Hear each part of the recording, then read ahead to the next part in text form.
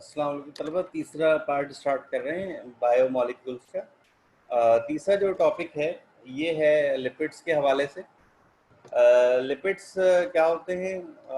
देखें, वैसे तो बहुत डेफिनेशंस हैं, लेकिन ये एक बहुत ही जनरलाइज्ड और बहुत ही एक्सेप्टेबल डेफिनेशन है लिपिड्स की कि वो तमाम कंपाउंड्स जो बिलो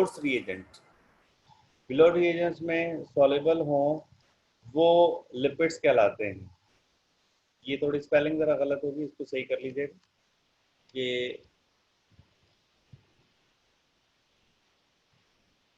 वो तमाम कंपाउंड्स जो ग्लोथ रिएजेंट में सॉल्युबल हों लिपिड्स कहलाते हैं।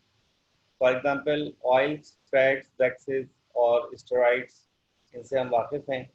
ये तमाम कंपाउंड्स जो हैं ये लिपिड्स कहलाते हैं। ग्लोथ रिएजेंट क्या है? ये एक मिक्सर है डाई इथाइल ईथर और इथाइल अल्कोहल। तो डाई इथाइल ईथर, ये एक साइंटिस्ट है, बिलोर नाम एक साइंटिस्ट था जिसने ये एक मिक्सर बनाया जिसमें डाई इथाइल ईथर और इथाइल अल्कोहल को उसने लिया और उसने कहा कि वो तमाम कंपाउंड लिपिड्स की डेफिनेशन में आएंगे जो इसमें हल हो जाएंगे। तो लिपिड्स को जो है वो हम डिफाइन करते हैं on the basis of its solubility, और इस हवाले से हमने लिपिड्स को मुख्तलिफ क्लासेस में डिफाइन किया हुआ है।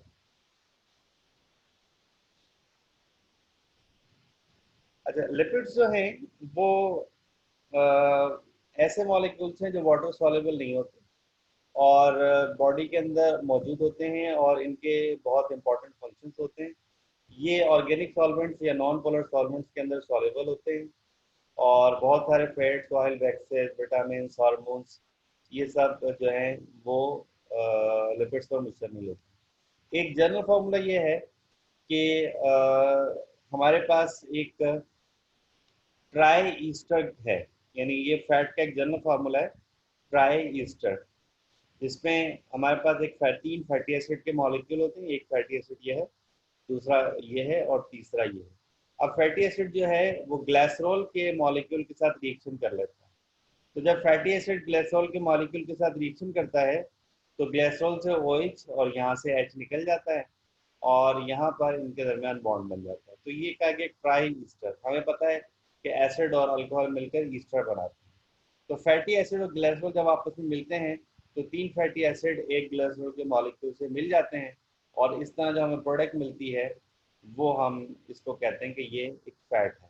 तो ये जैसे एक एनिमल फैट है उसका एक स्ट्रक्चर है। तो आमतौर पर जो ऑयल और फैट होते हैं, जितने भी ऑयल का फैट होते हैं, उनका ये एक बेसिक स्ट्रक्चर है। अच्छा, इसी तरह से कोलेस्ट्रॉल जो है, अब कोलेस्ट्रॉल देखिए बिल्कुल डिफरेंट एक मॉलिक्यूल, ये एक बिल्कुल डिफरेंट चीज़ है। कोलेस्ट्रॉल एक बिल्कुल डिफरेंट चीज़ है। कोलेस्ट्रॉल जो है वो एक स्टेरॉइड्स, लेकिन चूंकि ये सॉल्युबल होते हैं, बिलोस रीजन में सॉल्युबल होते हैं, इसलिए इनको हम लिपिड्स की डेफिनेशन में रखते हैं। तो कोलेस्ट्रॉल एक बहुत ही डिफरेंट मॉलिक्यूल है। इसके अंदर जो है एक, दो, तीन, चार, ये जो एक रिंग है, ये स्ट्राइड्स में रिंग आमतौर पर होती है और इसको हम कहते हैं साइक्लोपेंटानोफेनेंथ्रीन रिंग के नाम से भी ये जानी जाती है। लेकिन आप इसको थोड़ा ध्यान में रखिएगा कि आमतौर पर कोलेस्ट्रॉल और ये जो है ये भी लिपिड्स में शामिल होता है। अच्छा, अब लिपिड्स की जो क्लासिफिकेशन है, लिपिड्स को भी तीन क्लासिफिकेशन में डिवाइड किया गया है। पहली क्लास है सिंपल लिपिड्स। सिंपल लिपिड्स क्या है? Ester of fatty acid with various alcohol, for example fat, wax, cutin और सिवरीन, ये इसकी एग्जांपल्स हैं। ऑयल्स भी इसमें हम लिख सकते हैं एग्जांपल में ऑयल। तो बुनियादी तौर पर क्या है कि जो सिंपल लिपिड्स हैं, जब हम उनकी हाइड्रोलिसिस करते हैं तो वो हमें फैटी एसिड और ग्लाइसरॉल देते हैं, ये याद रखिएगा। इसलिए उसने लिखा है ester of fatty acid with various alcohol. इसको हम अपोजिट में ये भी कह सकते हैं कि वो लिपिड्स जो हाइड्रोलिसिस पर फैटी एसिड और ग्लाइसरॉल या अल्कोहल प्रोवाइड करें, ऐसे लिपिड्स को हम सिंपल लिपिड्स कहते हैं। ठीक है।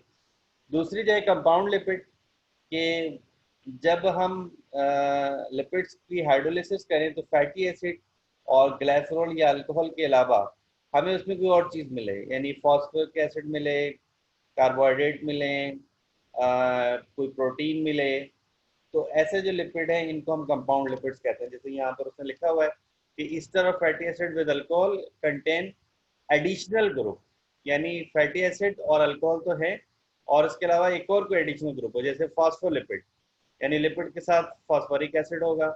ग्लाइकोलिपिड, लिपिड के साथ आपका कार्बोहाइड्रेट होगा, ठीक है। इसी तरीके से ग्लाइको स्फिन या गोल ग्लाइको स्फिन सॉरी ग्लाइकोस फिंगोलिपिड्स, ग्लाइकोस फिंगोलिपिड्स, ये भी एक क्लास है। इसमें भी मतलब हमें लिपिड के साथ कार्बोहाइड्रेट मिल रहा है। इसी तरह लिपोप्रोटीन के अगर हमें लिपिड के साथ प्रोटीन मिले, इसी तरह सल्फोप्रोटीन के लिपिड के साथ हमें सल्फ्यूरिक एसिड मिले, और इसी तरह से नीनोप्रोटीन नीनोलिपिड यानी लिपिड के साथ हमें एक नीनो कंपाउंड या न्यूक्लिक एसिड हमें कोई चीज़ मिले। तो ये कंपाउंड लिपिड्स हैं जो फैटी एसिड और ग्लिसरॉल के अलावा हमें कोई दूसरा ग्रुप ही देते हैं। इसी तरह से ड्राइव लिपिड क्या है, या यूं कह लीजिए जिसको हम स्टेरॉइड्स कहते हैं, कि फैटी एसिड ग्लिसरॉल जो है आमतौर पर इसमें नहीं होते, या जिसमें का डेरिवेटिव्स और हाइड्रोलाइज सबसे example fatty acid glycerol sterol terpenes, ठीक है।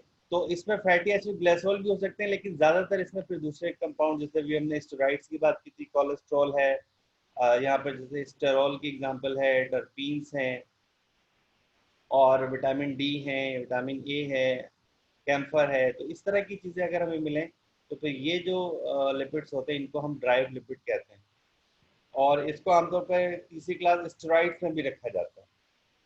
तो सिंपल लिपिड, कंपाउंड लिपिड, और तीसरे नंबर पर ड्राइव लिपिड्स, या इसको हम स्टेरॉइड्स भी कह सकते हैं। अच्छा, अब इसकी इम्पोर्टेंस जो है, लिपिड्स की भी बहुत इंपॉर्टेंस है अपनी जगह पर, कि ये भी रिजर्वायर है एनर्जी के। जैसा आपको मैंने कहा था कि अगर कार्बोहाइड्रेट प्रोटीन से एनर्जी ना मिले तो फिर हमें एनर्जी मिलती है लिपिड से। जो हमारी बॉडी के अंदर चिकनाई होती है वो हमें वो डिजॉल्व होना शुरू हो जाती है। इसलिए जब हमें डॉक्टर्स कहते हैं कि हम ऐसी डाइट लें जिसके अंदर कार्बोहाइड्रेट ना हो, जैसे अगर हम प्रोटीन डाइट ले रहे हैं या कोई ऐसी डाइट ले रहे हैं जिसके अंदर कार्बोहाइड्रेट कम है, तो फिर एनर्जी जो है वो हमारी बॉडी क्या करती है कि अंदर की चर्बी गलाने लगती है। तो इसीलिए ऐसे लोग जिनका वेट ज़्यादा होता है उनको डॉक्टर्स कहते हैं कि आप कार्बोहाइड्रेट और प्रोटीन वाली कम गज़ा लें, और ऐसी गज़ा लें जिसके अंदर कार्बोहाइड्रेट प्रोटीन कम हो।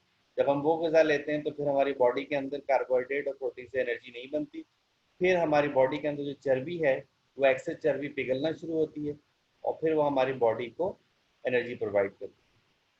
दूसरे नंबर पर हमारे जितने भी बॉडी है, सेल मेम्ब्रेन का अहम हिस्सा होते हैं लिपिड, हमारे जो न्यूरल टिश्यूज हैं उसका अहम हिस्सा होते हैं।